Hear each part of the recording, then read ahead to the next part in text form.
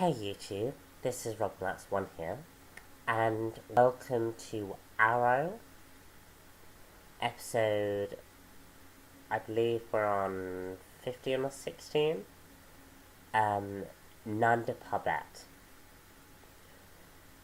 So, this episode was really good and has a lot of interesting elements being seen here. So the story is,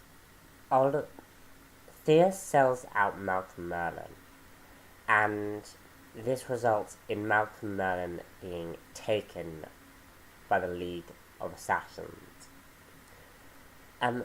which then leads to Oliver going on a rescue mission to go save Ra's al Ghul.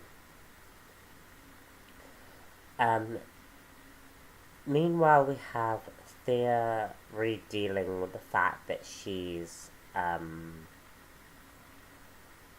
killed someone, and is really dealing with the guilt and is questioning what that says about her, and should she ever really let go of that guilt. And we also have Ray Palmer finally donning on the A.T.O.M suit. So let's start out with that A.T.O.M suit. The suit kind of doesn't gel too well. And the reason why that is because Ray Palmer, because CW's version of the A.T.O.M is kind of too similar to Iron Man in the Marvel Studios films. CW's basically given us their version of Iron Man. And whilst I don't mind Ray Palmer having that Tony Stark-esque personality, I think the way they've done this suit is a bit problematic. I can't remember if I have had problems with that in the past, but seeing how they presented the suit for the first time, it's really too much like Iron Man, and not enough A.T.O.M. Now, it's in my belief the A.T.O.M suit is supposed to be similar to the suit that we see in Ant-Man. Now, obviously this is a revised version of the A.T.O.M, but I don't see how this suit is supposed to go miniature. Because it's too much like an Iron Man suit at this point.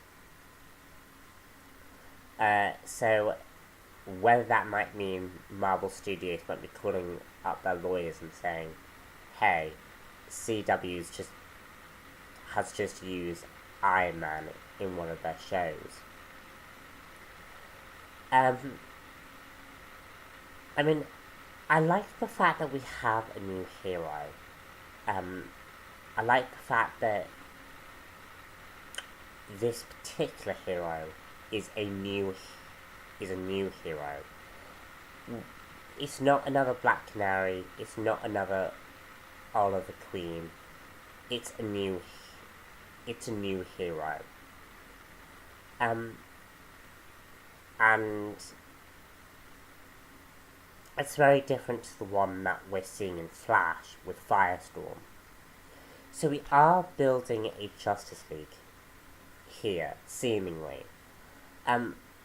What I didn't like was I didn't like the suit and how much it looked like Iron Man. Felicity and Ray Palmer, great that they're together, I think. I'm mainly saying that because Felicity seems to be the character that they're picking, seems to be the female character that they're picking on in this season. Basically, in season 1 we had Thea having problems. In season 2 it was Laurel. And now in season 3 we're seeing Felicity have problems. And basically when I say problems, I mean forced drama, and basically giving these characters drama for the sake of drama.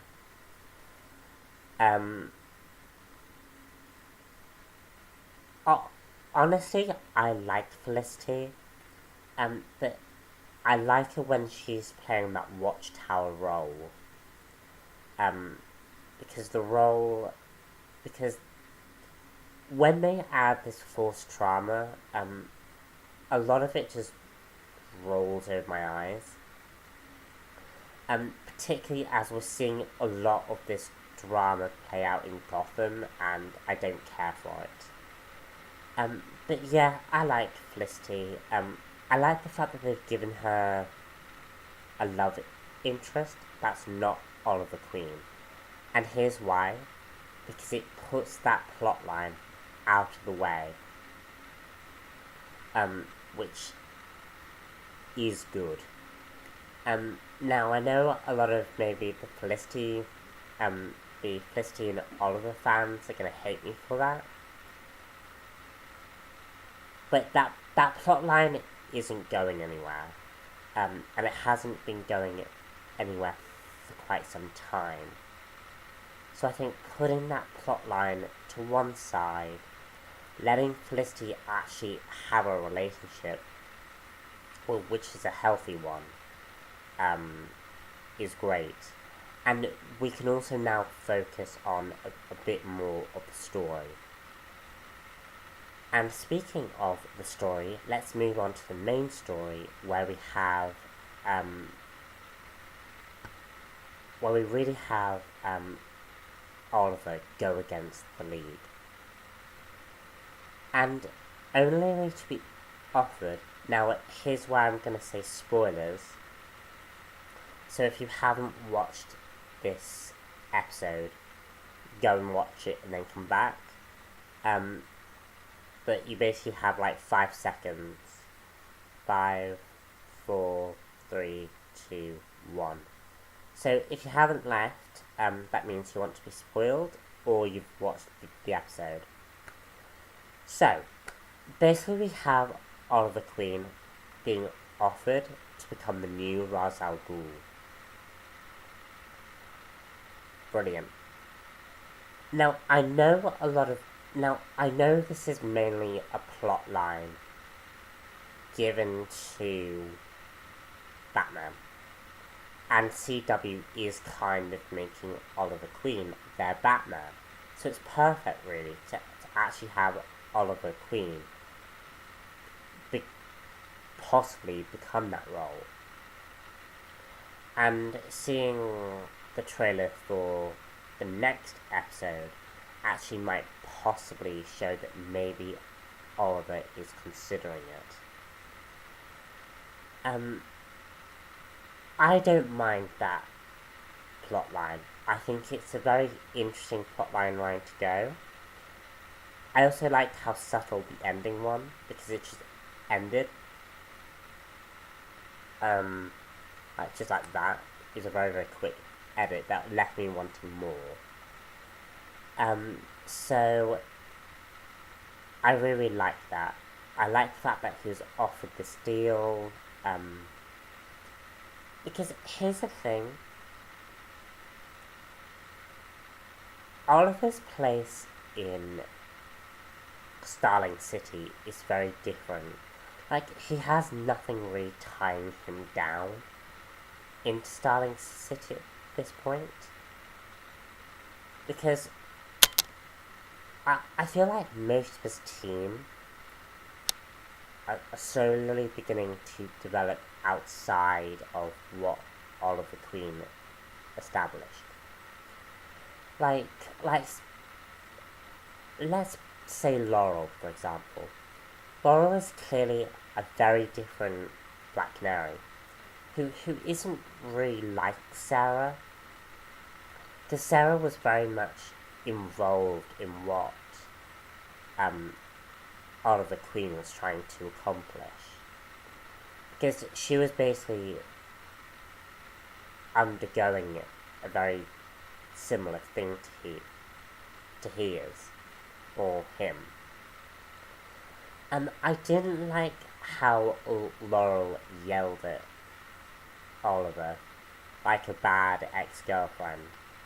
Because here's the thing, when there's a bit in this episode where Laurel and Oliver have like an argument. It's more of a one-sided argument at this point about the fact that Oliver Queen lies. Oliver Queen doesn't. I feel like Oliver doesn't have a reason to answer to Laurel in any way, and here's why. First, he does not approve of the fact that that Laurel is using Sara's suit.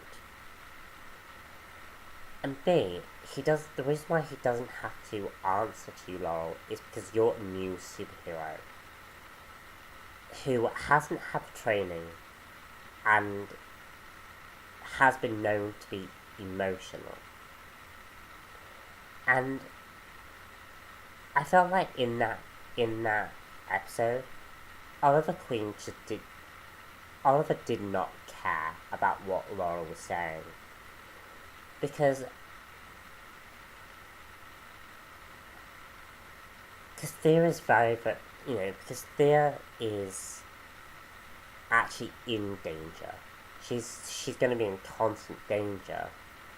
And Oliver knows a lot more about the world than Laurel does. I'm sorry, but that's true. So yeah, I just really liked. I just think the conflict that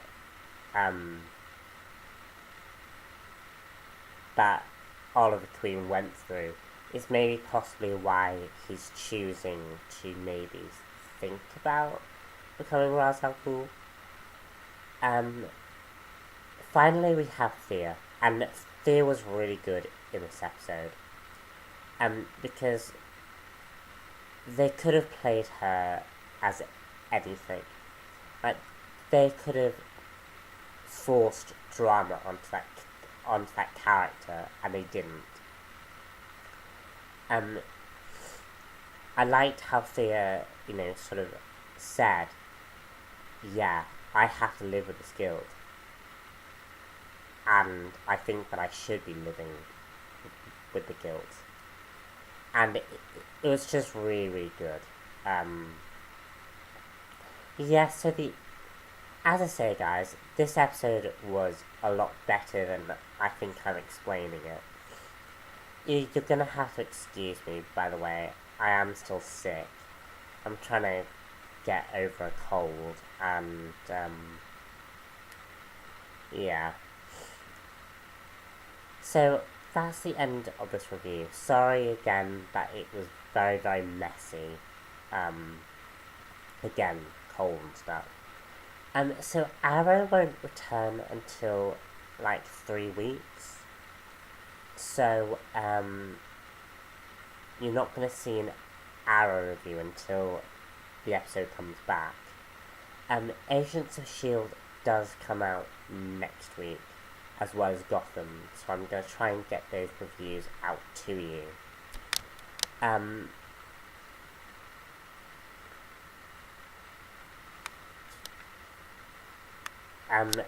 I'm also going to give you guys Comic Book Haul, possibly Sunday, possibly Saturday, as well as those comic book reviews that I promised. And then do stay tuned, guys, for an update video, as I've got some stuff to tell you, and some changes that might be happening to this channel. I'm not leaving, it's just my schedule's shifted slightly, but I'll let you know what that's all about. I'm gonna go before I lose my voice. I'm Rob_Max1 here, and I shall see you all later for another hour review. Bye.